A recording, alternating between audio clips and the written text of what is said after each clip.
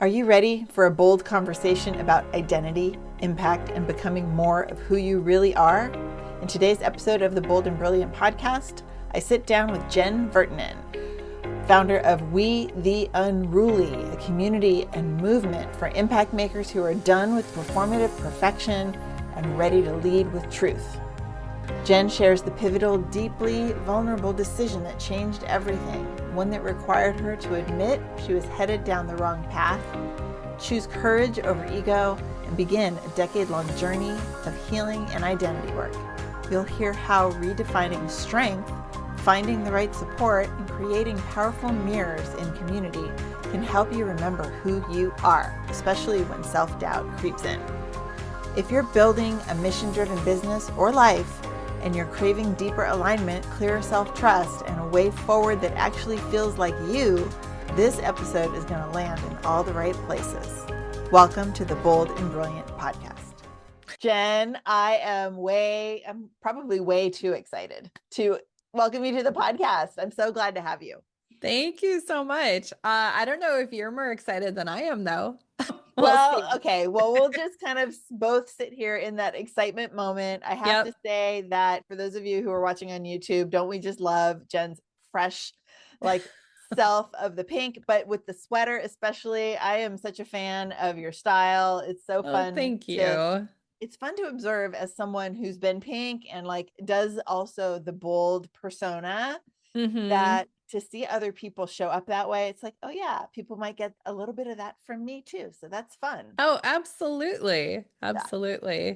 I love it. Okay, Jen. Well, we have been talking about doing this for a while and we've been in each other's universes probably for the last year-ish, I would say. Yeah. Something like that.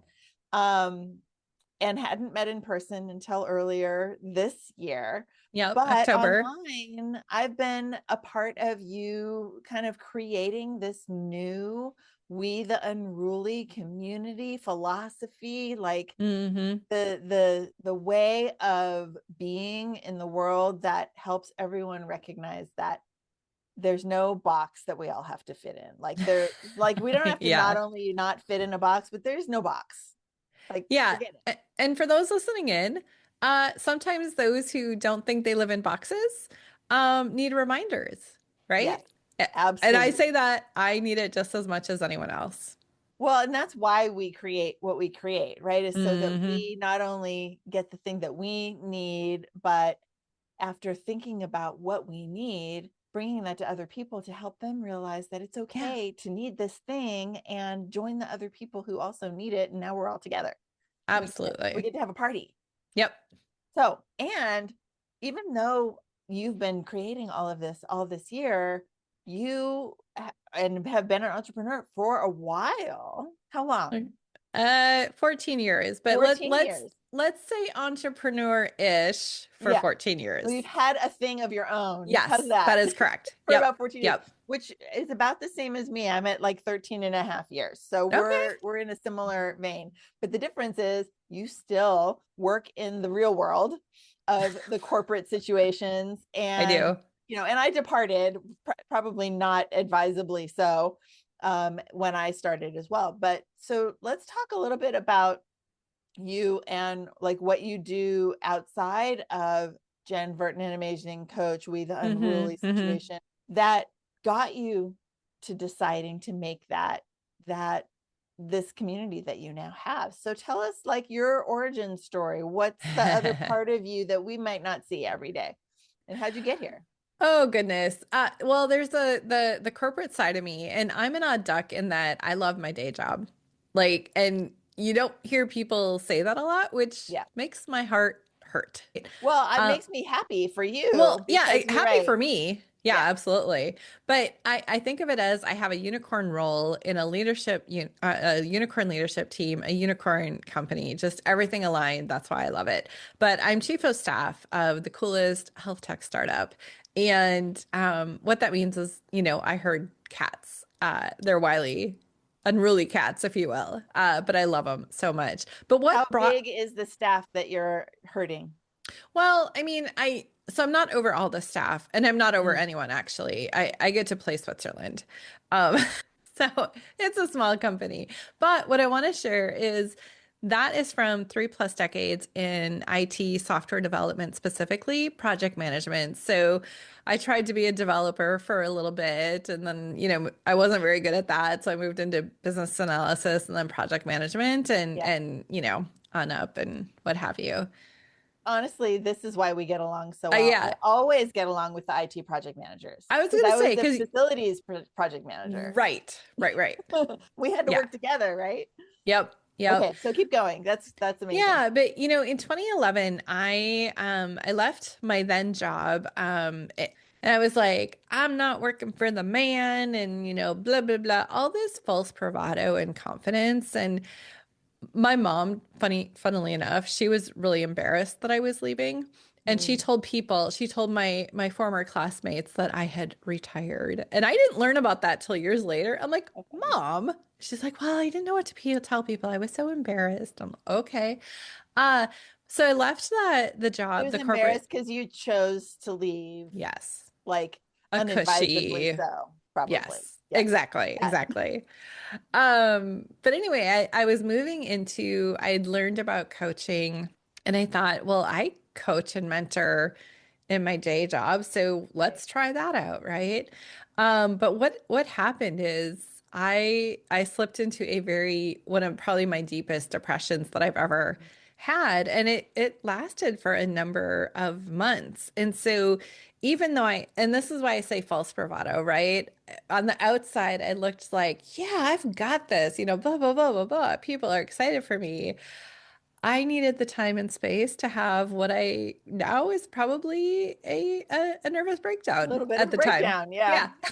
But that set me on the path of exploring coaching and doing it from my own business. And the deeper I got into it, the more I loved it. And the part of, I say entrepreneurial-ish is that I had the belief that this was something I could absolutely do and do from a sustainable business perspective. But what I hadn't realized, and of course, hindsight is such a gift, what I hadn't realized is I had so much trauma and wounds from childhood, from, young adulthood, that I needed to work on that. I needed to do the inner work first before I was really ready to leap into what people see now, which is, strategic CEO of my business, making big, bold moves, rubbing elbows with all the cool people and all of that. But it was not an overnight success, let's say that. I think that is not uncommon, right? Like Yeah. we have that drive to do something for ourselves, for our own, to kind of be in charge of our own future, Yep. and maybe it's a Gen X thing, right? Also that we want to We're feral to begin with. we want to be in charge of our shit, right? Yeah. So, and then to just stand up and go, okay, well, I can do that, and Hmm. go do it Yeah. without really being prepared, Right. like with the details of the business, but also on Yeah. the side. I call it emotional maturity. Too bad we were 40 or whatever. Yeah, exactly. Yeah. Okay. So you started coaching, but you Hmm. also found a new position. I did. After 15 months of not working for the man, some stuff was going on with my youngest, and we decided to move her into private school education. And I was not bringing in near enough to be able to support that. And it really was the right thing for our family to do. And so I went back into the workforce, but I went in with a new set of boundaries. And Mhm. and this, it wasn't intentional. It's like I inherently knew, but a new set of boundaries and a new, what type of environment am I willing to work with? What type of, manager am I willing to work with? And what am I not? Right.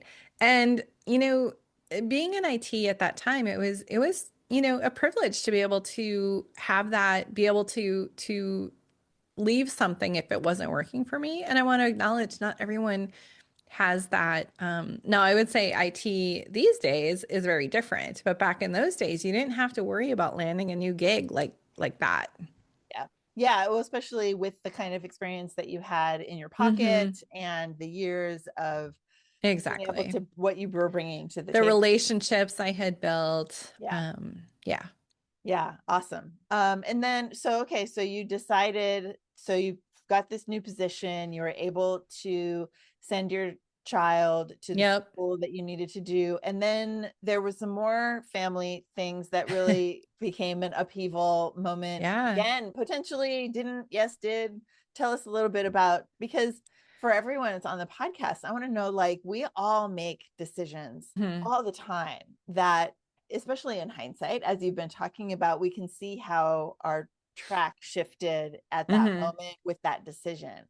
And so Yeah. that was a big decision to take that job in Hmm. order to do what you needed to do for your child and for your family.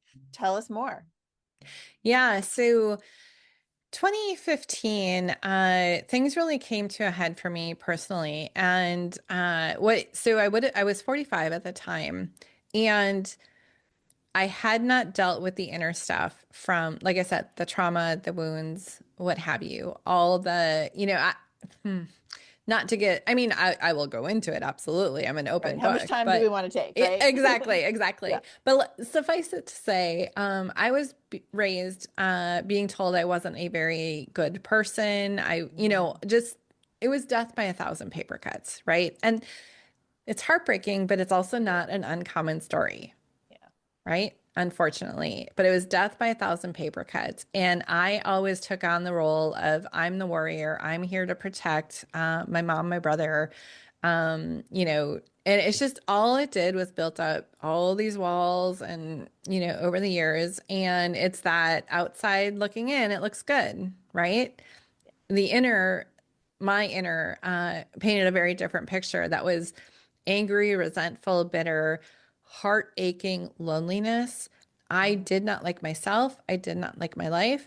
I had so much. When I looked at my family, I loved my husband, but he almost became the effigy, if you will, of it's like he wasn't fixing for me Yeah. what I needed him. So now he's the wrong one. He's in the wrong. And so the up until that point, I had done all sorts of things to, healthy and healthy to try to fix myself, my life. And he was the one thing that I hadn't tried yet, and that was to leave him. And Mm. I thought, I got pregnant at 19. So at that point, I'd been raising babies for, 25 years. I had my first at 20, and I was 45. And it felt like the last thing I could try to try to fix myself and give myself that freedom I craved, right? Like I can just not have to worry about anyone. I'll get my kids part of the time. I won't have a spouse, all of Yeah. this. And Yeah. On again, paper, it seems like yeah, an yeah. It was like, answer that could no work. duh. Yeah. And what I get in hindsight, this is how bad it was, is I was telling people I love him, but maybe when we're in our 70s we can remarry again. I would find articles like stories of people who had actually done that, right? Mm. And I'd present them You're to like, him and he's see? yeah, like, see, people have made this work. And he was like, that's not what I want, Jen. That's not what I want. I love you, but if we're going to be together, we're going to be together, or I'm going to move on, blah, blah, blah.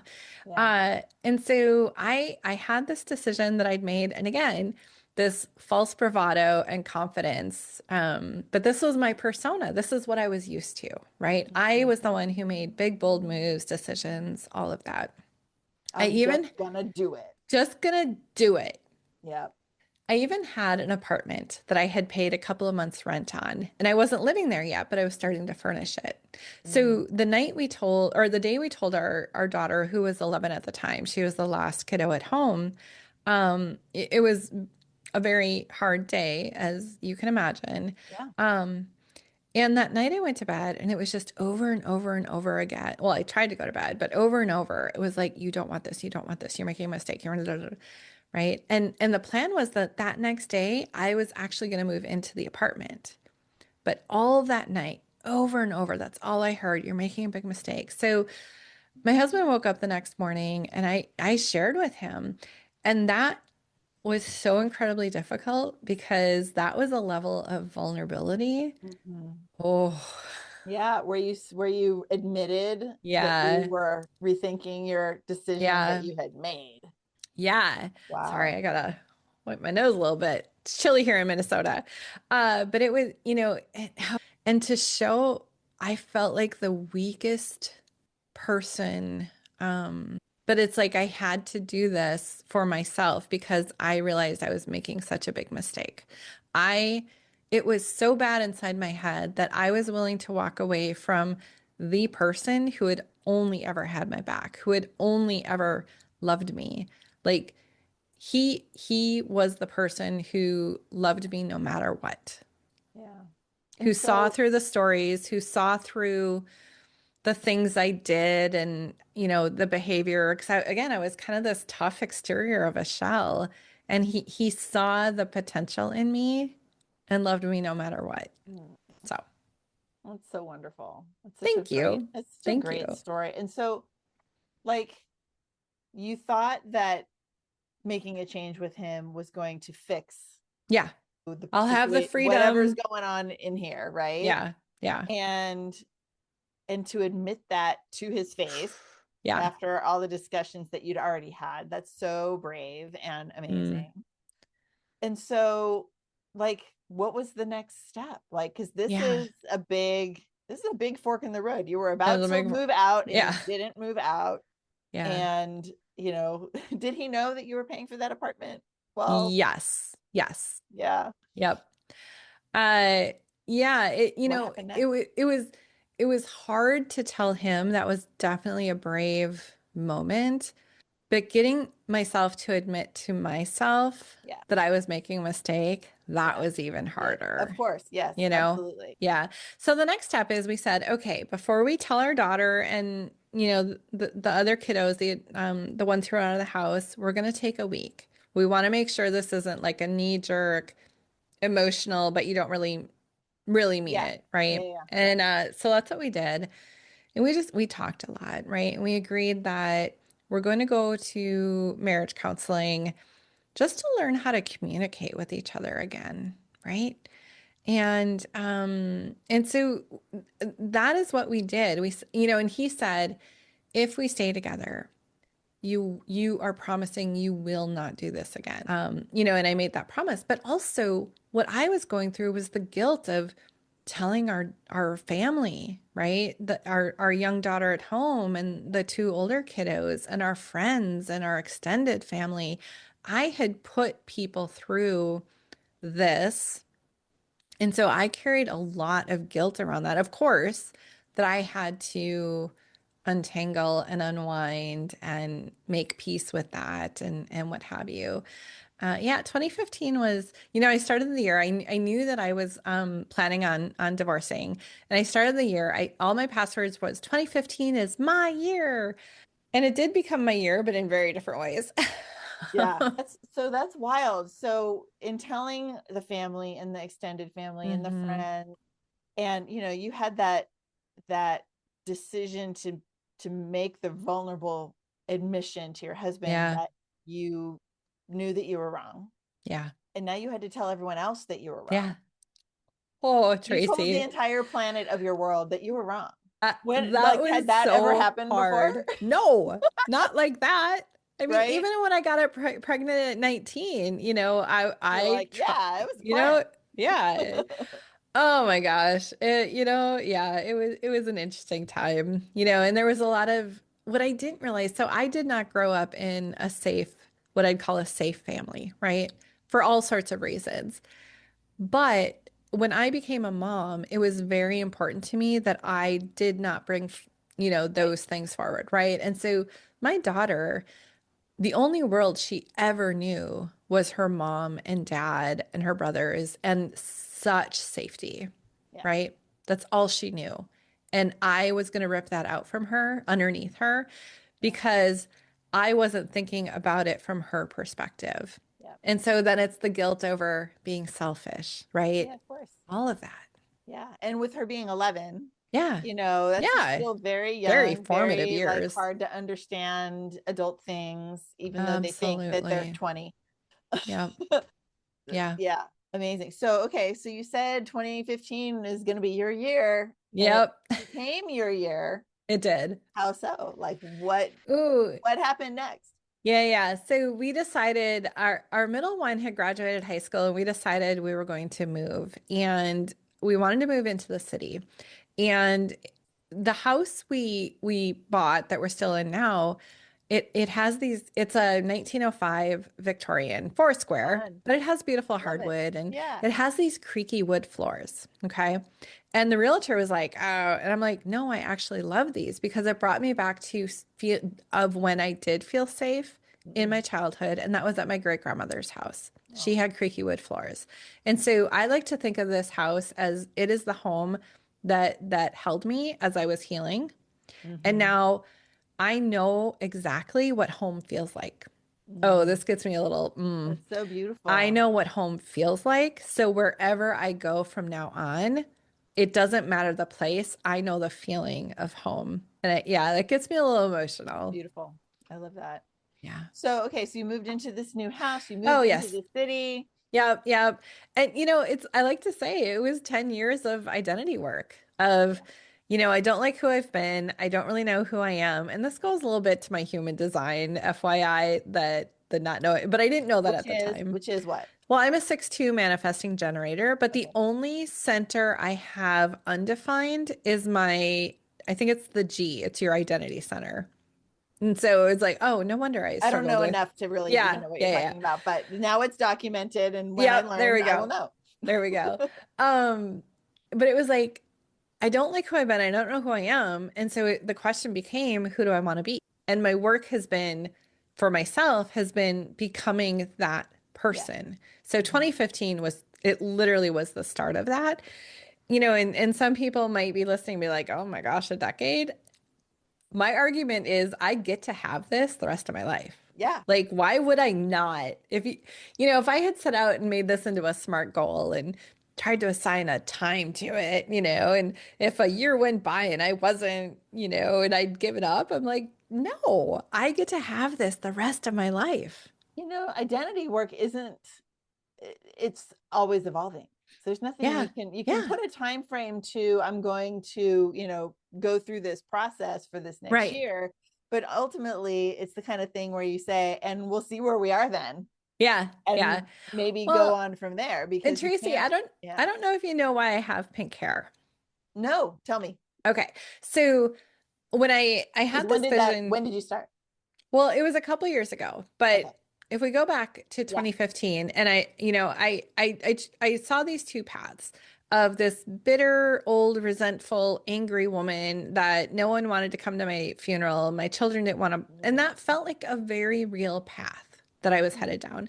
And then I saw the other side of what like people would see in me, right? Funny, you know, sparkle in my eye, like all of those Yep. things. And I'm like, that's who I want to be more of, right? My 80-year-old self who's like getting into all sorts of shenanigans. So Yep. anyway, fast forward a few years and I'm on Pinterest. I love photos of beautiful older women. I love that, like, I just love it. And I saw this woman with pink hair in her 80s. And I'm like, oh, I want pink hair in my 80s. And then I was like, oh, wait, why can't, 52-year-old Jen have pink hair? And so that's how the pink hair came to be. Yeah, I love that. Amazing. And that's it's a similar story, right? When Hmm. I actually started with teal and Okay. through all of the different colors. But I started small because I saw someone on stage Mm, speaking at an event that I was at with full yeah. mermaid Ooh, situation. And I I was love just, mermaid and she was hair. like a former like military, I don't know if she was a Marine or what she was, but she was badass, so Yeah. cool, great on stage, like really inspirational. And I was just like, that's awesome. That is, yeah. And I want some. And that's when I started doing my hair. But Yeah. for me, it's been 10 years Okay. of their variety until I decided to Yeah. be curly. And then I'll let the curls do their talking. I love your curly hair. Thank you. Thank you. The reason I have a vintage motorcycle jacket from the early 80s is because I saw a photo of, again, this older woman, probably in her 70s, 80s. And I'm like, I want a vintage leather jacket, Yeah. And so it's a lot of the external, but it's all a reflection of the internal, Yeah. right? Yeah, I mean, we say, and that's, I got asked a lot, like, why do you have purple hair, pink hair, whatever color it Yeah. was at the time? And it's like, yeah, part of it is I enjoy being the center of attention, honestly, Yeah. like, being Yeah. on stage and being a performer and all those things.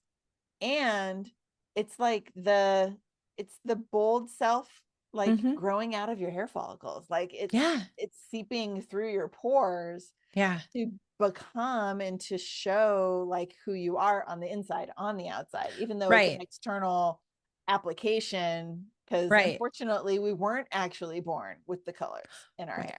I was born Okay, with the curl. Tracy. I know, but I was born with the curls. So, I love that. I love that. but But yeah, I it's used to have a it's very really about who gray, you are, not that you're yeah, trying to show off, but that it's just helps right. you feel more you and remind you that Yeah. you're. Recently I asked my uncle at Thanksgiving, what was I like as a little kid, like at 5? Because I don't remember. He's like, you were very giggly and playful. And that was such a gift to hear that 50 years later, because that's like the inner kiddo has Yeah. come out because Mm-hmm. she is healed enough. Yay. Yeah. Awesome. I love it. Okay. So that's amazing. I love all of this story. Mm. And so you're working in your job, you're It's got a the new lot, house. Tracy. It's a lot, right? You're working in that regular job. You're still coaching. You got the new house. This is Yep. 10 years ago. When did the idea of creating We The Unruly begin? And like, Yeah. tell us about that journey. Yeah. So I've always known there was this umbrella that I wanted my work to fit under. I didn't want to be Coach Jen. I wanted this umbrella, but I didn't have Mhm. words for it, right? But I knew it was there. So April 15th, 2025, my 55th birthday, I sit with myself and I'm like, where am I not giving, like, what do I really, really, really want? And I've asked myself that before. I love that question. And this time the answer finally came for the umbrella. And it's been magical ever since. And it's a lot of work, especially with day job, bringing this umbrella of an idea, a concept. I call it a movement, all of the things. It's a labor of love, and I am just having the time of my life. But that's when it came to me. I love that. And it's like the, it's when the blur becomes more clear, Yeah, right? yeah, You have this idea that becomes I don't want to say like an idea, a vision that becomes a plan, that becomes an action, because that's way too structured for yeah, the yeah, yeah, unruly process. But it's there somewhere. It's there in that it's yeah, big idea and it's getting clearer and clearer. And now you find the words to speak to it and yeah. you find the imagery. My gosh, your imagery, my girl, it's the best. Like Well, that is, I have to say, that is what I really have been in watching you yeah, and all of this unfold this yeah. last 6 months, 8 months, whatever it's been. Um, it's so fun as someone who's in business also to Hmm. see the clarity of brand Yeah. and how you show that to the world. And it's so good. Like it's Thank just, yeah, you. it's really, Thank really great. you. It's inspiring not only to the people who are in your community who feel that Hmm. they align with the idea of being unruly, but Yeah. also to anyone else who has a business who can say, wow, this like brand Hmm. really knows who they are and knows how Hmm. to speak to their client. And this is such an important business skill, right? And not everyone has that. The marketing is so natural for you. Well, but again, what was behind that was 14 years and Yeah. 10 years of intense identity work. Yeah. That's what's behind that. That's And fantastic. that's, identity work has always been a piece of my work.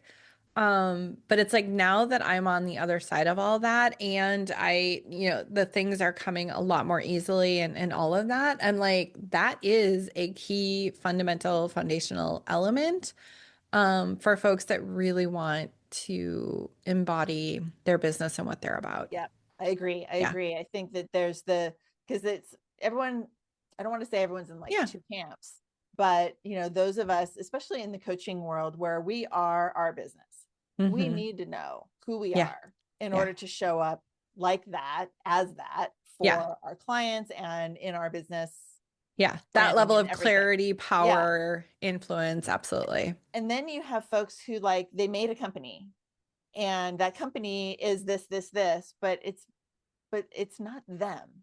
Right. It's Yeah. like stuff or like Hmm. things, but it's not attached to their personal self. And Yeah. it's not the same. And I'm not saying that Yeah. they can't also be successful because that's like just a Absolutely. different category of business in a Yeah. sense, right? But I know of a lot of coaches who haven't done that level of identity work Yeah. yet, and they really want the business. They're doing all the things and things aren't clicking and they're frustrated and all of that, right? And I just what I think of is all the impacts left on the table because people don't do the work, Yeah. Yeah. right? And, I call it unruly with purpose. Like my work is for impact makers, people who create belonging for others, founders, visionaries, thought leaders, artists, healers, coaches, like all of that, right? And it's people that are mission driven and, unruly is fun, but it's with a purpose. Yeah. And at the same time, a little irreverent Oh, or a absolutely. lot irreverent. Yeah, But, it's but like totally purpose and cheeky. irreverence Hmm. are living in the same space. Because that's me. Yeah. Right. That's me. And I think that the folks who haven't figured that out for themselves yet are kind of maybe doing what they've been told or what they Yeah. see in others and they're emulating others Hmm. and Yeah. haven't figured out their own. And that's like if that I think that's like the lesson for this episode is Yeah. if you aren't feeling totally aligned with what you're doing, Yeah. then change it. Yeah. Yeah. And maybe it also includes changing yourself, not Doing the changing inner yourself, work, but understanding yourself. understanding. Yeah. Yeah.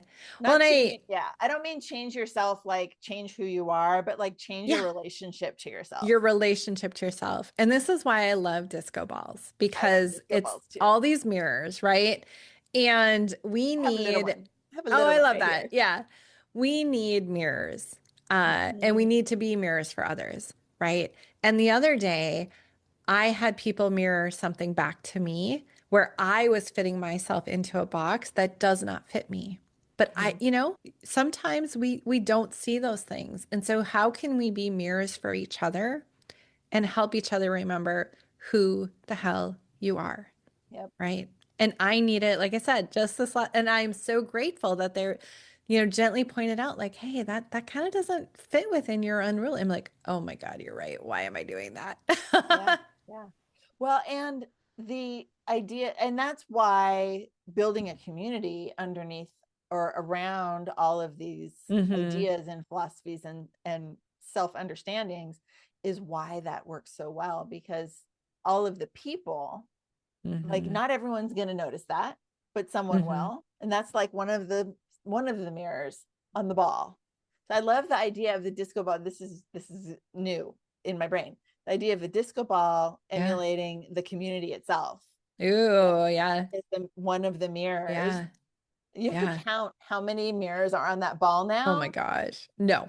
You can use a Sharpie and like dot them. I have a process for you. I have a very linear, straightforward process that you can Okay. follow. Okay. Thanks, Tracy. I think I'm good. I Because have look how some, many, yeah. and it might take a that kind of a level of impact and influence and Hmm. reach to get to all of the perspectives that help us all see all of Absolutely. ourselves. I love that. I love that too. That was really You're exciting. brilliant. Thank you. Well, it's because I'm talking to you. This is amazing. I want to ask you about how people can understand and get to know you and We the Hmm. Unruly better and Yeah. connect with you further. I know we'll put information in the show notes and that kind of Yep. thing, but let's hear it from you. Like you already said, all of the people and the healers and the coaches and Hmm. the change makers and all of the people that We the Unruly is for. What are you doing for all those people? And what are you all Mm. doing together? Is probably Ooh, the that better is so question. good. So in community, what people are loving about the community, and these are all very intentional, is that I have you show up as peers. So often, you can look up to people, but we make people our guru, our teacher, Yeah. it's like, no, we're all peers. We each have our own thought leadership. We each need to take up the amount of space at the table that we need, right? But Yep. also, there is a depth. Check your filters, check the performative nonsense at the door. We are here to be deep in community. And by that, I mean, we're not like, oh yeah, everything's fine. No, no, no, no. It's like, no, we're being more raw and vulnerable. This is the place you come when you don't the strong women who need other strong women, right? Like these are the people that get it. These are the cycle breakers, the ones who've been underestimated, the too much, the not enough. Like we're going to bring all of that into the container, and people are loving the depth Yeah. that we go. I I don't mean, know if if, you're going to start off this phase of life by telling everyone in your life that you were wrong, you better yeah, find a place to be able to keep talking about it because yeah, we're wrong all the time. yeah, yeah. But just that place that you can be really honest with yourself Mm-hmm. and with others and be witnessed and supported. We do business strategy, we do identity work, we do holy rages, like, because sometimes rage is productive and, but it's like, what are you going to do about it now? You know? Yeah. Yeah. But we helped with people make impacts. One of my favorite things we do, I call it the your name way trademark. So it would be finding the Tracie way, right? Mm-hmm. Because we are fed personal development, productivity hacks, life hacks, Yeah. like, Are and we doing it those, like that person or that person or that person yeah. or that And person? those What things about aren't me? good, bad, right, or wrong, but you find your own silver bullet Yeah. when you figure out what works for you, right? When you have a discernment filter that you can put everything through and say, is this for me or is this not for me? Does this move me closer or does it move me further away? Yeah. So many people are outsourcing, and I understand it because I did it for so long. They're outsourcing their answers, right? Mm. Instead of like, taking learning and then applying it to yourself. It's Yeah. outsourcing. Oh, this person told me to do this. That's what I'm going to do. Yeah. That didn't work out. So now I'm going to go to this person and they're going to tell me what to do and I'm going to do it. And that didn't work out. You're not spending the time, the energy, the resources finding your way. Yeah. And That's like that's the the work I love. definition. It's like the definition of thought leadership, right? Like Yeah. your own Yeah. thoughts are leading you Yeah. Yeah. to where you have decided that you actually want to go and not Exactly. And some that is other. my thought leadership is Yeah. helping others find that silver bullet Yeah. within Beautiful. themselves, right? Identity, courage, belief, like all of those things. And then from there, the actual creation of what you want, whether it's business, personal, like any of that, becomes so much easier and enjoyable. Yeah. So good. So good. Thank So I you. was thinking, as I was saying that, or I was thinking, about the idea of mentorship and people Yeah. that are our mentors, whether we've ever met them or not, right? Hmm. Books that we've read, podcasters, Yeah. celebrities, whatever, they've done all the things or whatever. And we can take those pieces, but ultimately, like you said, if we don't Yeah. put those You through have the to filter of, is it integrate. actually for me or is it just Yeah. pretty, shiny, Yeah. And successful over there?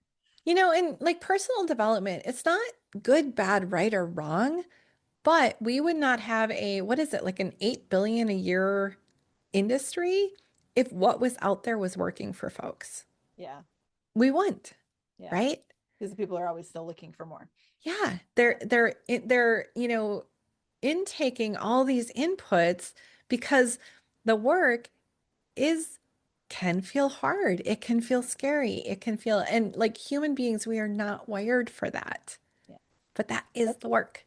that's And why that's I why, love, yeah, go ahead. yeah. Well, I was gonna say that's why I love coaching because I feel Hmm. like you have to be like one-on-one or in small groups to Hmm. really get to that place where Yeah. if you're doing something big, I mean, I'm Yep. not saying my podcast is big, but you do a podcast and it's like broadcasting to the masses, and hopefully someone will get something that Yeah. will A take them nugget. in a direction, Yep. but it's not the answer, right? None Right. of It's not it. going to help you embody Yeah. the work. I Yep. love that. Beautiful. Mm. Okay. So good, So Tracie. we're going to make sure that everyone can find you, all of the links and all of those things. And before I want to leave you with the last word, but before we do that, I just want to thank you for being here. Thank you. Because we've been looking forward to this for like a month or something on the calendar, off and on. And I knew that this was going to be such a fun conversation because every time I'm with you, I am like extra juice to go like have an impact, which is thanks, super Tracie. fun. And I appreciate that. And you're welcome, but also thank you. I do want to leave you with the final word. Like any last words? Oh my gosh. Find your mirrors. I had to use my husband this morning to be a mirror for me. I woke up not feeling it. I woke up down and doubting myself, and I knew who to go to for support. Find your mirrors and use them. And so you can remember who. And hopefully they're easily accessible. Right. But, whether it's a coach, a therapist, a friend, like find, even if it's one or two people, find those people and allow yourself to be vulnerable enough. Because in my opinion, vulnerable is strength. Be vulnerable enough to say, hey, I could use a bit of a boost. Hey, can you help me remember who the F I am? I love that. Thank you. Thank you. Jen Vertanen. I'm saying it again so everyone knows how to say your name. Yeah, you got it right. Jen Vertanen. Thank you for being on the podcast. I appreciate you. And I am so inspired by you. And thank you, Tracie. I'm so glad that we're connected. Thank you again. Well, and ditto. I can't wait to turn the tables and have you on. Soon. Thank you for listening to the Bold and Brilliant podcast. I'm your host, Tracie Root, and I want to invite you to check out the show notes, find out where you can connect with our guests, find out more about what I and the Gather community have to offer you, and be sure to subscribe to this podcast on your favorite platform. Thanks so much.